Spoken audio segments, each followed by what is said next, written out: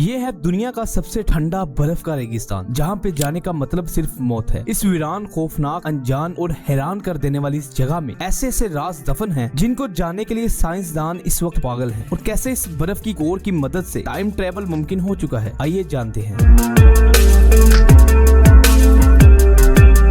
1,42,00,000 kilometre में फैला Antarctica दुनिया का 5वां बड़ा कॉन्टिनेंट है। यहाँ हर तरफ जहाँ तक हमारी नजर जाएगी हमें बर्फ ही बर्फ दिखाई देगी। यहाँ की आइस शील्ड्स इतनी मोटी है कि एक एस्टिमेट के मुताबिक इनकी गहराई 4.7 किलोमीटर रिकॉर्ड की गई है, जिसके अंदर लाखों साल पुराने राज दफन हैं जिन तक कोई नहीं पहुँच सका। और ये आज भी अंटार्कटिका की बर्फ के अंदर मौजूद है। 2022 में एक जहाज जो उस वक्त अंटार्कटिका से गुजर रहा था, इसमें बैठे पैसेंजर्स ने पानी में एक बहुत बड़ी जेलीफिश देखी। ये जेलीफिश तकरीबन 33 फीट बड़ी थी। रिसर्च करने पर पता चला कि ये एक जायंट फैंटम जेलीफिश थी जो कि ओशन की 35,000 फीट गहराई में रहती है। मगर हैरानी तो तब हुई जब इस जेलीफिश को समुद्र की सतह के ऊपर देखा गया। रिसर्चर्स अभी तक नहीं समझ पाए थे कि ये जेलीफिश इस रीजन में क्या कर रही है। नेक्स्ट 1996 में अंटार्कटिका की जमीन से एक मीटियोरॉइड मिला था जिसका नाम ALH 84001 है। साइंटिस्ट को जब ये मीटियोरॉइड मिला तो वो इसे देखकर हके बके रह गए। जी हाँ, क्योंकि ये पत्थर मार्स से आया था। जिसके बाद साइंटिस्ट ने इस मीटियोरॉइड पे रिसर्च शुरू कर दी। रिसर्च में साइंसदानों को एक और बड़ा झटका लगा जब इन्हें पता लगा कि ये पत्थर तकरीबन 4.5 अरब साल पुराना है, जो कि हमारे सोलर सिस्टम का सबसे पुराना ऑब्जेक्ट था। इन सब के बाद जब इस पत्थर पर दोबारा रिसर्च की गई तो अब की बार साइंटिस्ट को इसमें माइक्रो फोसिल्स के एविडेंस मिले। इसका मतलब ये था कि जिस वक्त ये मीटियोरॉइड मार्स से जमीन की तरफ आया था तब मार्स पे जिंदगी मौजूद थी। जिसके बाद से ही साइंसदानों ने अरबों डॉलर्स लगाकर मार्स पे मिशन भेजे जिसका काम सिर्फ मार्स पे लाइफ को डिस्कवर करना था। नेक्स्ट 1950 में अंटार्कटिका की जमीन के नीचे से एक बहुत बड़ी माउंटेन रेंज साइंसदानों ने डिस्कवर की थी। और जिस इलाके में इन पहाड़ों को ढूंढा गया था, साइंटिस्ट के मुताबिक इनको काफी पुराना होना चाहिए था, मगर ऐसा बिल्कुल भी नहीं था। और साइंटिस्ट के लिए ये काफी हैरानी की बात थी कि पहाड़ अंटार्कटिका की जमीन के नीचे मौजूद थे, क्योंकि पहाड़ टेक्टोनिक प्लेट्स के टकराने, उनकी मूवमेंट्स की वजह से बनते हैं और यहाँ कोई भी ऐसी मूवमेंट नहीं होती। 1200 किलोमीटर तक फैली इस माउंटेन रेंज में 3000 मीटर ऊंचे पहाड़ मौजूद हैं। नेक्स्ट 2015 में अंटार्कटिका में हुए एक रिसर्च वर्क में एक आइस शीट लाई गई थी और जब बायोलॉजिस्ट ने इसे एग्जामिन किया तो इन्होंने इस आइस शीट्स में 33 किस्म के वायरस पाए गए थे जो कि इस आइस में पिछले 15,000 सालों से मौजूद थे। इन 33 वायरसेस में से 28 वायरस तो ऐसे थे जिनके बारे में हमें आज तक मालूम ही नहीं था। और ऐसे ही हर अलग अलग आइस शीट में अलग अलग वायरसेस थे जो एक से बढ़कर एक खतरे की घंटी बजा रहे थे। और ग्लोबल वार्मिंग की वजह से अंटार्कटिका की बर्फ पिघलती जा रही है और अंटार्कटिका की जमीन से नए नए वायरसेस एक्सपोज हो रहे हैं। आप लोग भी मेरी तरह ये सोच रहे होंगे कि साइंसदान हमारे अर्थ के गुजरे हुए वक्त और एटमॉस्फेयर के बारे में इतना एक्यूरेट कैसे बताते हैं। इस बात का जवाब इन आइस कोर्स में छुपा है। अंटार्कटिका की बर्फ के नीचे ये आइस क्यूब्स मौजूद हैं जिन्हें एशियंट आइस क्यूब कहा जाता है। अंटार्कटिका के ऊपर वाली बर्फ तो ग्लोबल वार्मिंग की वजह से पिघल रही है, मगर इसके कई 100 फुट नीचे ऐसी बर्फ मौजूद है जो लाखों साल से नहीं पिघली और इसके अंदर पुराने वक्त के एटमॉस्फेयर की हवा के बुलबुले मौजूद हैं जो कि अभी तक वेल प्रिजर्व्ड हैं, जिसे निकालने के लिए मशीन के जरिए जमीन में ड्रिल किया जाता है। और ये ड्रिल जितना ज्यादा होगा उतना ही हम वक्त में पीछे जा सकेंगे। इन कोर को एग्जामिन करने पर साइंसदान अर्थ के पुराने वक्त को दोबारा से कंप्यूटर सिमुलाइजेशन पर बनाने में कामयाब हुए हैं। इन कोर्स को स्टडी करके साइंसदान फ्यूचर में आने वाले तूफान या सैलाब इन सब की प्रोडिक्शंस यहीं से करते हैं। उम्मीद करता हूँ कि आज की इस वीडियो से आप सबको काफी कुछ सीखने को मिला होगा। अगर सीखने को मिला तो कमेंट में जरूर बताएं मुझे और वीडियो को लाइक करके शेयर लाजमी करें। मिलते हैं नेक्स्ट वीडियो में, तब तक के लिए अल्लाह हाफिज।